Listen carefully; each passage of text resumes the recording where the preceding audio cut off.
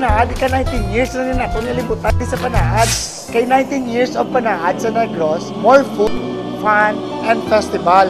Diri sa Panaad. Amunin namin diri sa Panaad Festival, kay palibot na ang bilog ng Negros Occidental. So, one-stop shop lang natin Panaad. Mapalibutan sang mga linay.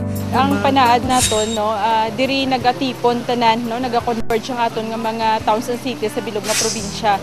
Kag matagaan naton oportunidad nga ang aton mga bisita makalibot sa bilog nga Negros in just one day. Well, for now no, may ara kita gino-offer nga tour sa mga bisita naton nga magkadto diri sa Panaad sa Negros. So may ara kita booth ang magsulod sila sa Panaad, ang may train no, may tourism information center kita dira.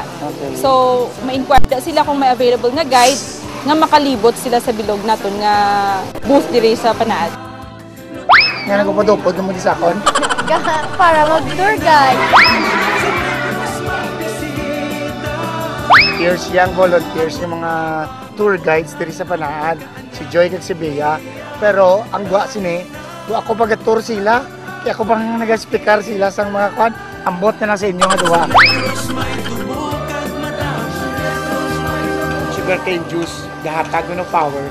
O sira-siramos, ang ayun yung mapud sa pagbiyahe.